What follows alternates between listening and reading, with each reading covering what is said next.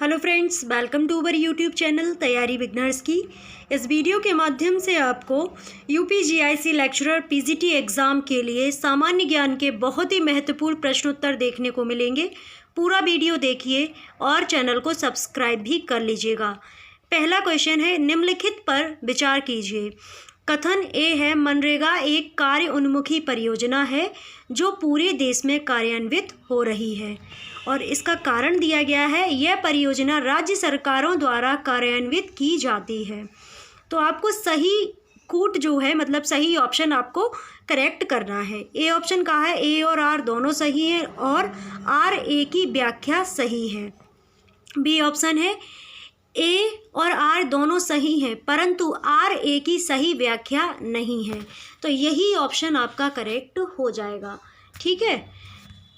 मनरेगा एक कार्योन्मुखी परियोजना है जो पूरे देश में कार्यान्वित हो रही है और यह परियोजना राज्य सरकारों द्वारा कार्यान्वित की जा रही है।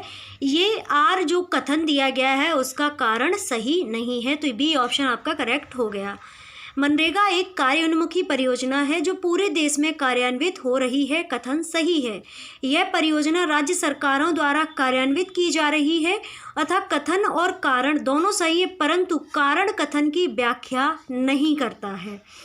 अगला क्वेश्चन है, भारत में निम्नलिखित में से कौन सा राज्य काली मिर्च का उत्पादक है? ए ऑप्शन है आंध्र प्रदेश, बी ऑप्शन है केरल, सी ऑप्शन है कर्नाटका, डी ऑप्शन है तमिलनाडु। केरल इसका सही ऑप्शन हो जाएगा क्योंकि केरल को मसालों का प्रदेश भी कहा जाता है और काली मिर्च को मसालों की रानी कहा जाता है। ठीक है। जो ब्लैक पेपर होती है उसका सर्वाधिक उत्पादक राज्य केरल है और काली मिर्च को मसालों की रानी कहा जाता है।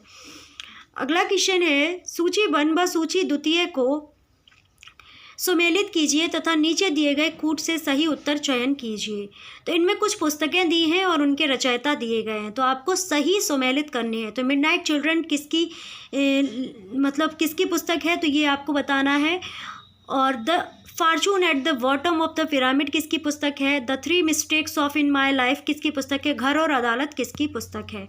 तो इसमें आपको एक पुस्तक भी पता है तो आप बता सकते हो। तो मिडनाइट चिल्ड्रन जो है किसकी पुस्तक है? तो ये सलमान रुश्दी जी की पुस्तक है। ठीक है। तो आपका ए का 3 हो जाएगा। तो ये हमने यहाँ कर दिया। The 3 mistakes of in my life, ये आपने अगर चेतन भगत के बारे में थोड़ा बहुत भी जाना है तो आपको पता होगा। तो सी का 2 हो जाएगा। चेतन भगत ने लिखा। अब 2 बचे हैं तो इसमें the fortune at the bottom of the pyramid C K Prahalad ji की पुस्तक है और घर और अदालत जो है लीला सेठ जी की पुस्तक है। तो बी ऑप्शन इसका बिल्कुल सही हो जाएगा।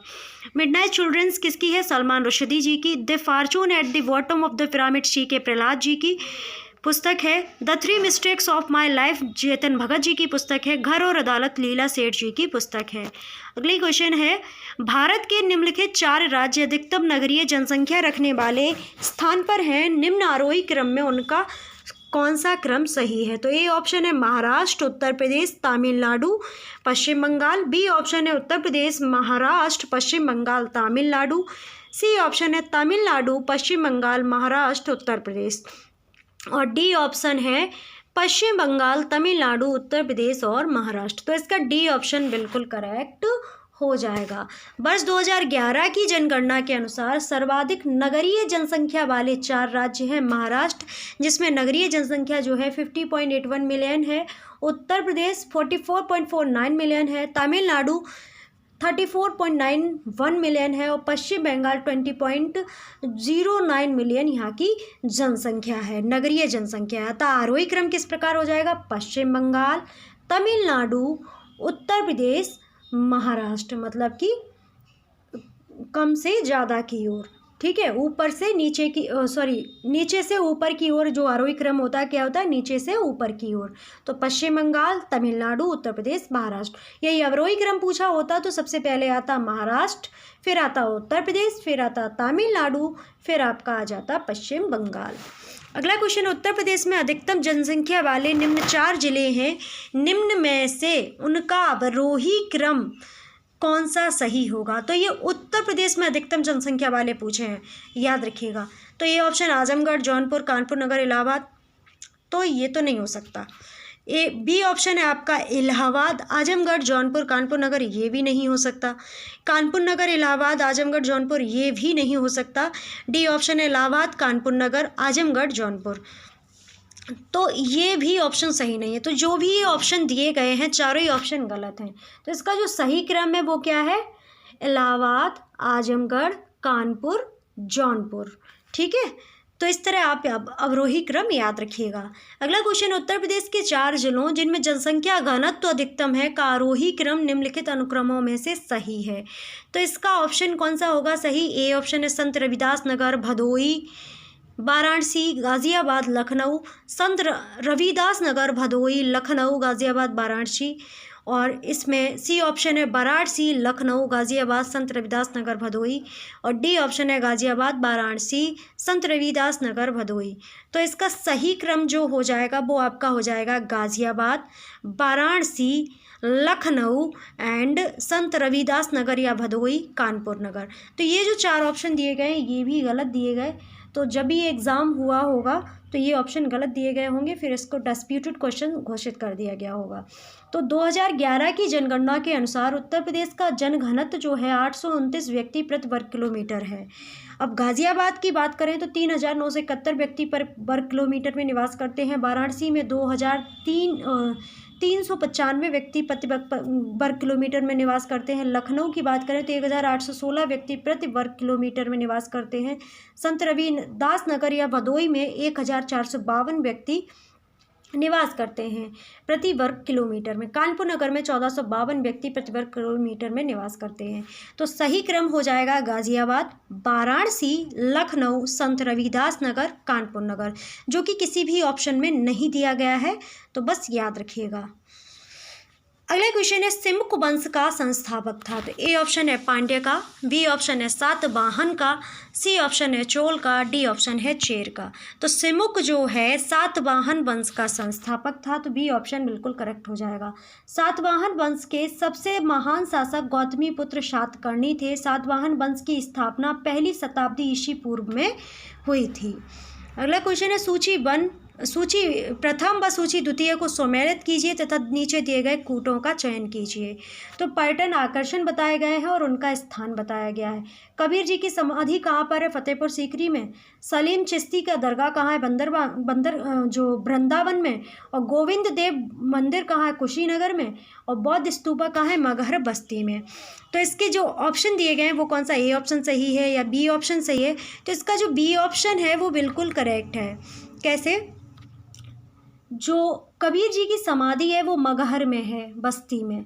ठीक है, और सलीम चिश्ती की दरगाह जो है वो कहाँ पर है? तो वो आपकी फतेहपुर सीकरी में है। गोविंद देव मंदिर जो है वृंदावन में है। और बौद्ध स्तूपा कुशीनगर में है। तो कबीर जी की समाधि कहाँ पर है? मगहर बस्ती में है। सलीम चिश्ती की दरगाह फतेहपुर सीकरी में है, जहाँ पर बुलंद दरवाज़ा भी अकबर के द्वारा बनवाया गया था, गुजरात विजय के उपलक्ष्य में। गोविंद देव मंदिर वृंदावन में है और बौद्ध स्तूपा जो है कुशीनगर में है। अगला क्वेश्चन है सूची प्रथम व सूची द्वितीय को सम्मिलित कीजिए तथा नीचे दिए गए कूटों का सही उत्तर दीजिए। इधर वर्ष दिए गए हैं और इधर युद्ध दिए गए हैं कि 1556 में चतुर्थ मैसूर युद्ध हुआ था, 1576 में तृतीय मराठा युद्ध हुआ था, 1817 से 19 में हल्दी घाटी की लड़ाई हुई थी और 1799 में पानीपत की द्वितीय युद्ध हुई थी। तो अगर आपने थोड़ा सा भी जीके पढ़ा है तो आप तुरंत से बता देंगे चतुर्थ मैसूर युद्ध कब हुआ, पानीपत की। चलो चतुर्थ मैसूर युद्ध आपको नहीं भी पता होगा तब ये तो पता ही होगा कि 1556 में पानीपत का द्वितीय युद्ध हुआ था। अब ऑप्शन देखिए, ए का 4 कौन सा होगा? तो ये होगा। और किसी में ये ऑप्शन दिया नहीं, तो इसका बी बिल्कुल करेक्ट हो जाएगा। ऐसे भी आप करेक्ट कर सकते हो। ठीक है, 1556 में पानीपत का द्वितीय युद्ध हुआ था, आपने देख लिया, ए का 4 होगा। और किसी ऑप्शन में ए का 4 दिया नहीं, तो सही ऑप्शन आपका बी ऑप्शन हो गया। एलिमिनेशन मेथड से भी आप कर सकते हो। आपको एक ऑप्शन पता है, बस ऑप्शन चेक कीजिए, ऑप्शन से भी आप कर सकते हो। ठीक है, तो इसके सही सुमेल क्या हो गया? बी। तो 1556 में पानीपत का द्वितीय युद्ध हुआ, 1576 में हल्दी घाटी की लड़ाई हुई थी, 1817 से 19 में तृतीय मराठा युद्ध हुआ था, 1799 में चतुर्थ मैसूर युद्ध हुआ था। अगला क्वेश्चन है निम्नलिखित कथन पर विचार कीजिए। कथन ए, देश का सबसे धनी मंदिर होने के कारण तिरुपति सदा चर्चा में रहता है। कारण इसका दिया गया है, तिरुपति में प्रत्येक वर्ष भक्तगण बड़ी संख्या में आते हैं। अब इसके जो है कूट दिए गए। आप अगर रीजनिंग करते होगे उसमें भी ऐसे कथन विमर्श आते हैं।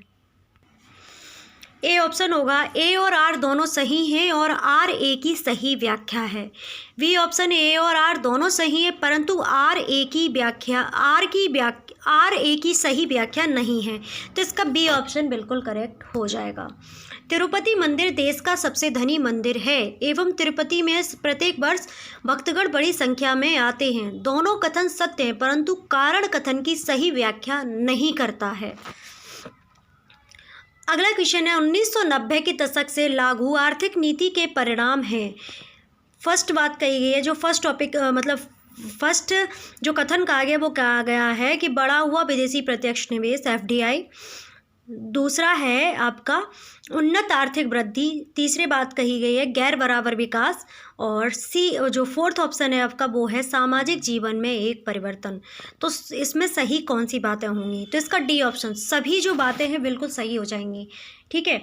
1991 की नई आर्थिक नीति जिसे LPG नीति कहा गया, इसके अंतर्गत निजीकरण, उदारीकरण एवं वैश्वीकरण को बढ़ावा दिया गया, जिसके सामाजिक एवं आर्थिक प्रभाव स्पष्ट रूप से दृष्टिगोचर होने लगे, जो कि निम्नलिखित हैं।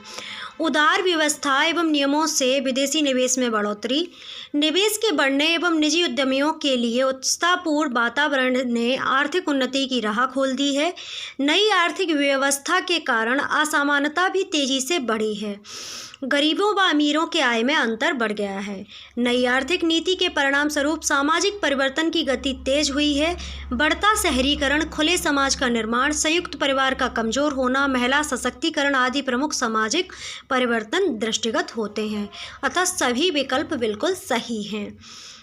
अगला जो क्वेश्चन है वो है स्फीतिकार दबाव सरकारी हलकों में चिंता के कारण बनते हैं, लोगों में असंतोष पैदा करते हैं, मीडिया द्वारा प्रयोग करने के लिए गर्म सामग्री उपलब्ध कराते हैं, राजनीतिक गतिविधियों को बढ़ाने के लिए एक मुद्दा बन जाते हैं। तो नीचे दिए गए कूट में सही उत्तरों का चयन कीजिए। तो इसमें भी चारों ऑप्शन बिल्कुल सही कहे गए हैं। मुद्रास्फीति के बढ़ते दबाव से बढ़ती महंगाई से आम लोगों में असंतोष पनपता है, तो दूसरी तरफ यह सरकारी हलकों में चिंता का विषय बन जाता है। बढ़ती महंगाई मीडिया में चर्चा परिचर्चा का बड़ा मुद्दा बनता है एवं विपक्षी दल भी राजनीतिक लाभ के लिए इसे मुद्दा बनाते हैं। अतः सभी विकल्प जो कहे गए हैं वे सही हैं। अगला क्वेश्चन है, सूची प्रथम व सूची द्वितीय को सम्मिलित कीजिए और सही उत्तर चयन कीजिए। इधर नृत्य दिए गए हैं और माने हुए कलाकार दिए गए हैं कि कथकली जो है केरल का नृत्य है, कुचिपुड़ी नृत्य जो है आंध्र प्रदेश का नृत्य है, भरतनाट्यम जो है आपका तमिलनाडु का नृत्य है, कथक जो है उत्तर प्रदेश का नृत्य है। और ये नहीं पूछा गया कौन से राज्य से ये मुख्य नृत्य है, पर यह पूछा गया है कि जो कलाकार हैं कौन सा नृत्य करते हैं। यामिनी कृष्णमूर्ति कौन सा नृत्य करती हैं, उमा शर्मा जी कौन सा नृत्य करती हैं, संयुक्ता पाणिग्राही कौन सा नृत्य करती हैं, राजा एवं राधा रेड्डी कौन सा नृत्य करते हैं, कृष्णन नायर कौन सा नृत्य करते हैं। तो इसका सही ऑप्शन क्या होगा? ठीक है, तो कथकली केरल का है, मोहिनी अट्टम भी केरल का, ये तो आप तो जानते ही हो। तो इसका सी ऑप्शन बिल्कुल करेक्ट हो जाएगा।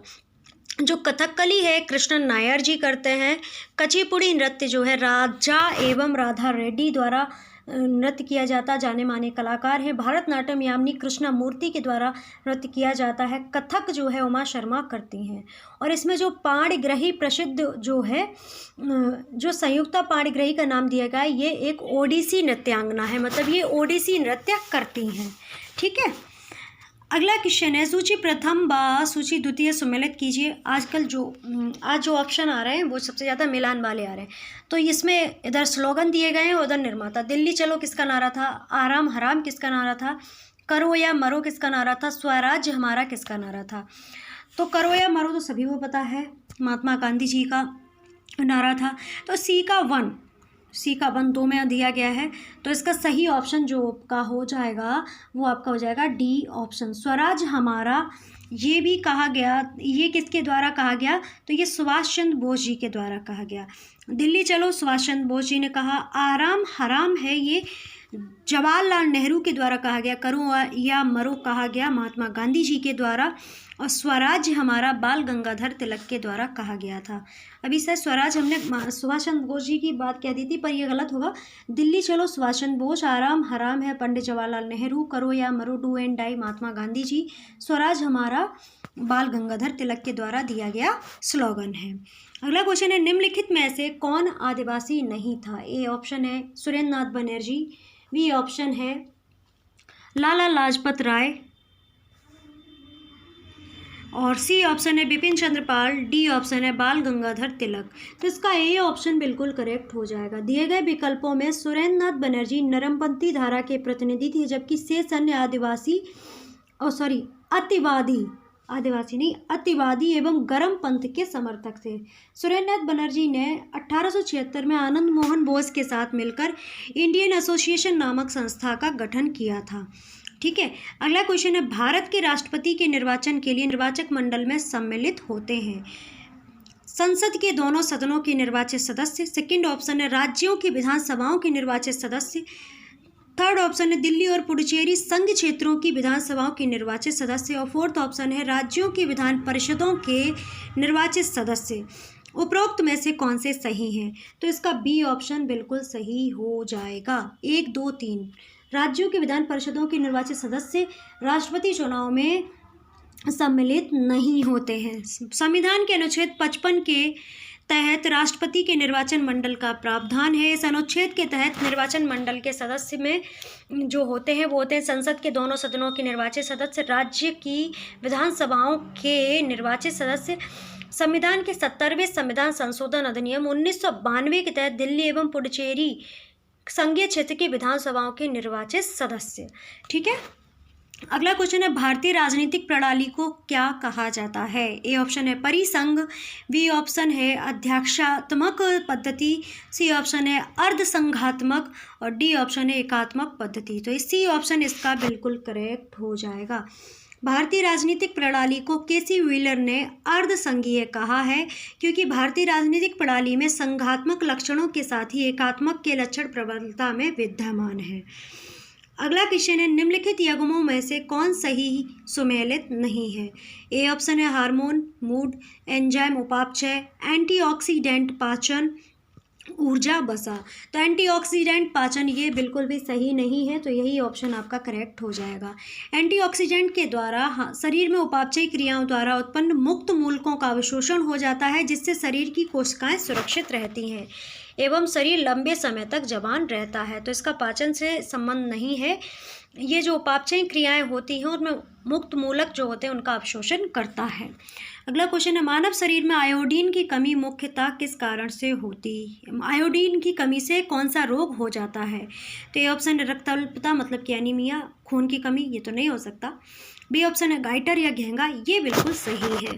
ठीक है, मानव शरीर में आयोडीन की कमी से गाइटर या घेंगा नामक बीमारी हो जाती है। आयरन, लोहा की कमी से रक्त अल्पता, दूषित जल से टाइफाइड एवं हैजा होने की संभावना बनी रहती है। साल्मोनेला टाइफी जो होता है टाइफाइड का बैक्टीरिया होता है। अगला क्वेश्चन है, जब कोई देश अपनी मुद्रा का अवमूल्यन करता है तो उसका प्रभाव होता है। ए ऑप्शन है आयात सस्ते हो जाते हैं और निर्यात महंगे, बी ऑप्शन आयात महंगे हो जाते हैं और निर्यात सस्ते, सी ऑप्शन आयात और निर्यात दोनों सस्ते हो जाते हैं, ऐसा तो नहीं हो सकता। डी ऑप्शन आयात और निर्यात दोनों महंगे, तो ये भी नहीं हो सकता। तो आयात महंगे हो जाते हैं और निर्यात सस्ते हो जाते हैं जब कोई देश अपनी मुद्रा का अवमूल्यन करता है तब। जब कोई देश अपनी मुद्रा का अवमूल्यन करता है तो उस देश की मुद्रा का मूल्य विदेशी मुद्रा के सापेक्ष कम हो जाता है, अर्थात अंतर्राष्ट्रीय बाजार में उस मुद्रा की कीमत कम हो जाती है। फलस्वरूप उस देश की वस्तुओं की कीमत अंतर्राष्ट्रीय बाजार में कम तथा दूसरे देशों में सामान की कीमत बढ़ जाती है, जिससे आयात महंगे हो जाते हैं और निर्यात सस्ते हो जाते हैं। इससे निर्यात को प्रोत्साहन मिलता है। अगला क्वेश्चन है, इलायची का मुख्य महत्वपूर्ण उत्पादक इडुक्की स्थित है। तो ये तो सभी को पता होगा, क्योंकि जो हिल्स हैं, इलायची की पहाड़ियाँ हैं, वो केरल राज्य में है, और इडुक्की नेशनल पार्क भी केरल में है, और इडुक्की नामक स्थान भी केरल में है। तो ये तुरंत से लगा दीजिएगा सी ऑप्शन। ठीक है, एक इसमें क्वेश्चन मिस हो गया, उसका आंसर दे दिया है। चलो ठीक है, तो ये मत आंसर मत देखिए केवल। भारत परिषद अधिनियम कब आया था? 1909 में आया था। सांप्रदायिक निर्वाचन मंडल का प्रारंभ हुआ था। भारत सरकार अधिनियम 1919 में आया, प्रांतों में द्वैशासन के समय। भारत सरकार अधिनियम 1935 में आया, केंद्र में द्वैशासन लगाया गया इसके तहत। और भारतीय स्वतंत्रता अधिनियम 1947 में आया, जिसमें पूर्णतः स्वतंत्रता दी गई थी। निम्नलिखित कथनों पर विचार कीजिए। पंडित नेहरू का उद्देश्यों का प्रस्ताव संविधान सभा द्वारा 22 जनवरी 1947 को स्वीकार किया गया। इसका कारण दिया गया है, उस प्रस्ताव में सम्मिलित आदर्श पूर्णतः संविधान के आमुख में प्रतिबिंबित होते हैं। तो इसका कौन सा ऑप्शन बिल्कुल करेक्ट हो जाएगा? तो उसका ए ऑप्शन बिल्कुल करेक्ट हो जाएगा। ए और आर दोनों सही हैं और आर ए की सही व्याख्या करता है। 13 दिसंबर 1946 को पंडित जवाहरलाल नेहरू ने प्रसिद्ध उद्देश्य प्रस्ताव प्रस्तुत किया था। प्रसिद्ध उद्देश्य प्रस्ताव कब पारित किया गया? 1946 में 13 दिसंबर को। किसके द्वारा? जवाहरलाल नेहरू के द्वारा। जिसे 22 जनवरी 1947 को संविधान सभा द्वारा पास कर दिया गया था। तो उद्देश्य प्रस्ताव जो है पारित कब किया गया संविधान सभा द्वारा? 22 जनवरी 1947 को। इस प्रस्ताव के आदर्श भारतीय की प्रस्तावना की आधारशिला बनी और आर और ए दोनों सही व्याख्या हैं। स्वाधीनता आंदोलन से संबंधित निम्नलिखित कथनों में से एक सही नहीं है। ए ऑप्शन है, साइमन कमीशन का काले झंडों तथा तूफानी प्रदर्शन से स्वागत किया गया। बी ऑप्शन है, संविधान के प्रारूप पर पंडित मोतीलाल नेहरू की रिपोर्ट लखनऊ में हुई सर्वदलीय कॉन्फ्रेंस में स्वीकार की गई। सी ऑप्शन है, पूर्ण स्वराज का प्रस्ताव लखनऊ के कांग्रेस अधिवेशन में पारित हुआ। डी ऑप्शन है, 1930 में दांडी मार्च सविनय अवज्ञा आंदोलन का प्रारंभ हुआ। तो इसका सी ऑप्शन गलत है। पूर्ण स्वराज का प्रस्ताव लाहौर के कांग्रेस अधिवेशन में पारित किया गया था, न कि लखनऊ के कांग्रेस अधिवेशन में। इस अधिवेशन की अध्यक्षता पंडित जवाहरलाल नेहरू ने की थी। अतः सी कथन असत्य। बाकी जो कथन दिए गए हैं, साइमन कमीशन का काले झंडों तथा तूफानी प्रदर्शन से स्वागत किया गया था, ये सही ऑप्शन है। संविधान के प्रारूप पर पंडित मोतीलाल नेहरू की रिपोर्ट लखनऊ में हुई सर्वदलीय कॉन्फ्रेंस में स्वीकार की गई। 1930 में दांडी मार्च सविनय अवज्ञा आंदोलन का प्रारंभ हुआ था। अगला क्वेश्चन है, एक दलीय शासन प्रावधान करता है। ए ऑप्शन है, सरकार में और अधिक स्थायित्व के लिए। बी ऑप्शन है, दल में और अधिक अनुशासन के लिए। सी ऑप्शन है, सरकार द्वारा दृढ़ता के लिए। डी ऑप्शन है, दल में और अधिक अनुशासनहीनता के लिए। तो इसका सी ऑप्शन बिल्कुल करेक्ट हो जाएगा। 1, 2, 3। सरकार एक दलीय शासन प्रावधान करता है सरकार में और अधिक स्थायित्व के लिए, दल में और अधिक अनुशासन के लिए, और डी जो सी ऑप्शन है वो है सरकार द्वारा दृढ़ता के लिए। जब अनुशासन के लिए दल में प्रावधान करता है तो अनुशासनहीनता का कोई काम ही नहीं है, तो डी ऑप्शन इसका गलत हो जाएगा। एक दलीय शासन व्यवस्था दृढ़ एवं निरंकुश शासन का प्रतीक है। इसमें एक स्थायी सरकार का गठन होता है जिसमें शासन अपने निर्णय दृढ़ता से कार्यान्वित करने में सक्षम होता है। एक दलीय शासन में दलीय निरंकुशता स्थापित होती है जो अनुशासित कैडर के रूप में परिणत हो जाते हैं।